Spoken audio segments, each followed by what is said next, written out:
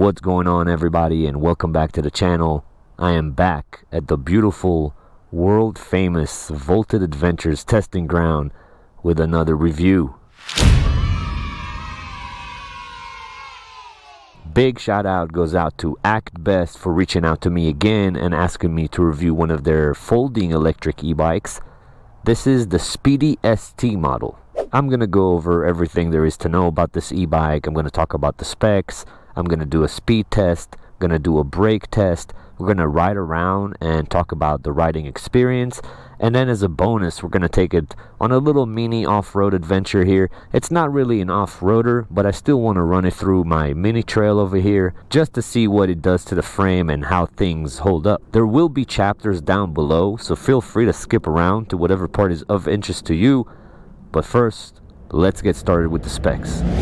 So what we got here is the Actbest Speedy-ST folding electric bike. It features a 750 watt peak hub motor in the rear, coupled with a 36 volts 10.4 amp hour battery. Actbest claims that this should give you range of up to 40 miles and pedal assist, depending on riding conditions, of course. We have mechanical brakes with 160mm rotors, 20-inch by 3-inch tires. This bike also has an adjustable fork with lockout for a smoother ride. Shimano 7-speed with the Shimano derailleur, adjustable handlebars and a collapsible handlebar stem. This bike can also fold in the middle, and it has a pretty rugged folding mechanism. We also have an adjustable seat that is fairly comfortable, storage rack in the rear. Up in the front we have a headlight that's decently bright, as well as an active brake light. That is always good. The total weight of this bike is 55.1 pounds with a max load capacity of 330 pounds. And up on the handlebars we have our half twist throttle, our rear brake and Shimano gear changer. And over on the left side we have our display with the on-off button, mode selectors and USB, which is kind of cool. The front brake and a bell. And that is pretty much it for the specs. Now the price of this thing is pretty crazy. So on the Actbest website, this thing goes for about $509, which is what you would expect for this type of e-bike and performance and specs, around the $500 mark.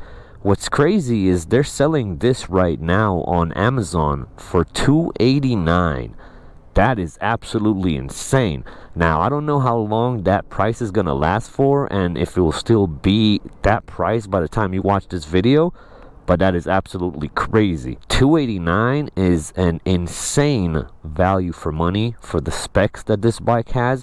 We're still going to ride around and see how it feels and everything, but just on paper, $289 sounds too good to be true. To me, this is around a $500, $600 e-bike, but again, we're going to ride around and talk about all that stuff. And there's also a few things that I dislike about this e-bike, and I'll talk about them as well. Anyways, let's get started with the speed test. But first, I want to show you how to start this bike, which is the first thing that I kind of dislike about this bike.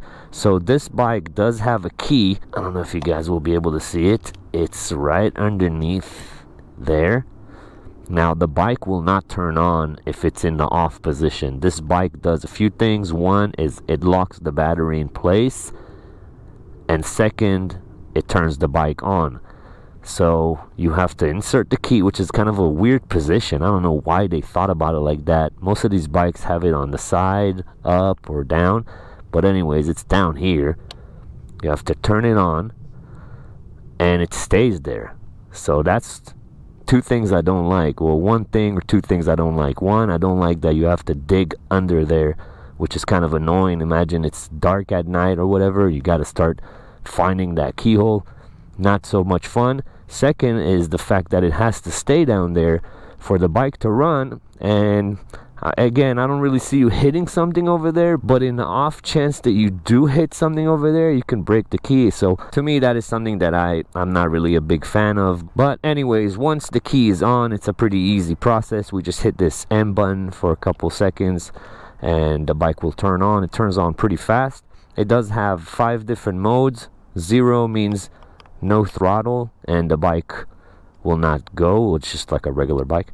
And then we have 1, 2, 3, 4, and 5. This bike is not the fastest bike in the world. I think it does about 20 miles an hour, so I'm not going to bother with the other assist levels. Let me grab my phone and we'll compare the top speed to GPS.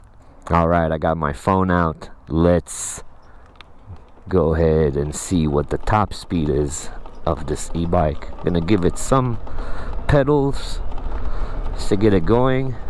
Now, cool thing about this bike that I do like is it has cruise control. So after like 5 seconds of holding the throttle, it is in cruise control. You don't have to hold it anymore. Takes a second to get used to once you know it's there, but it makes life nice. Anyways, bike is showing 20 miles an hour. Will my GPS catch up before I run out of room? Yep, it did. 20 miles an hour. Perfect. Okay, so they got that spot on. I'm very happy to see that they got the speed pretty much dead on. A lot of these bikes are a little off, usually about 2 to 3 miles per hour. Now the other modes you can test by yourself. I think it does like 9, 12, 15, things like that. Those are the increments, but the top speed is 20 miles an hour. Now let's go ahead with the brake test. These are mechanical brakes. They can be adjusted, and they will also get better as they, bed themselves in. But there's a bush coming up to the right. 3, 2, 1. Ooh, that was actually very good. Very good indeed. I think we're looking at estimated 10 feet or so. But let's run it one more time, just for science sake. Again, as I mentioned, the brakes will just get better and better with time as they bed themselves in. Alright, here we go again. Brake test in 3, 2, 1. Let's see. Same thing. Okay, so about 10 feet or so from about 19 or 20 miles an hour, and that is the brake test. Now let's ride this thing and talk about the riding experience. It's a pretty maneuverable bike. It's like agile. It's got those thin tires that give it that BMX vibe, so I like that. Now let's check turning radius, turnability on this thing. Pretty good. Can actually turn pretty tight. Okay, that I like. So things that I don't like about this bike. Second thing, actually, the first one was the key placement or whatever. I don't mind having a key, I just don't like the placement. Second thing I don't like is the throttle response on this thing is horrible. This is what I mean. Dead stop, full throttle. Look how long it takes it to respond. It eases into the power, which I think is more of like a safety type feature, but it's very, very slow. It's to the point where I don't think it's safe anymore. Like if you're in a cross intersection and you're trying to cross and you got that moment where there's no cars and you gotta go, you want to go. Like, I don't want to be waiting there. Look at this. I might even put a timer on the screen to show you how long it takes for this to start. So 1, 2, 3, go. Only now. That is too much in my opinion. Now once it gets going, it goes, but that first initial throttle situation, that's just taking too long. I'm sorry. Now something like that is easily adjustable, not from you, like from the factory. This is something that they can easily change with the tune of this bike. Now as far as the fork itself, the fork is nice for being on the cheaper end of forks. Like, it's good. The seat is fairly comfortable, will only break in with time and become even more comfortable. The brakes will become better, things like that. But now let's go ahead with our little off-road test and see what happens here. Now again, this is not an off-roader, not really meant for the trails. It does have the fork, but the fork is more for smooth riding on the road. You may hear it on my voice. This trail is bumpy. This trail is not as smooth as it looks on camera. There's a lot of ups and downs, and you might hear it.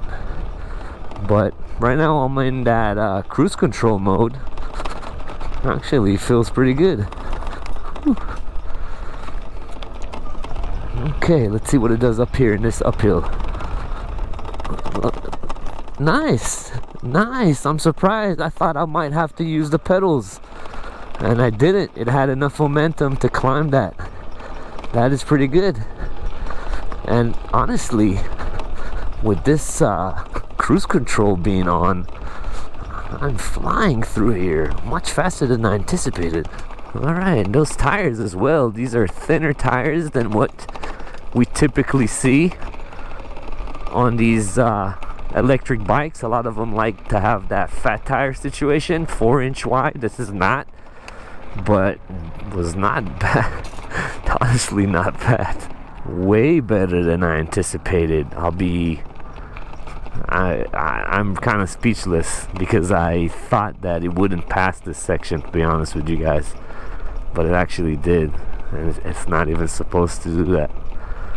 That was pretty good. All right, let's see what happened to the frame. As we expected, there was a little bit of rattling coming up from the front, but let's check this headset situation.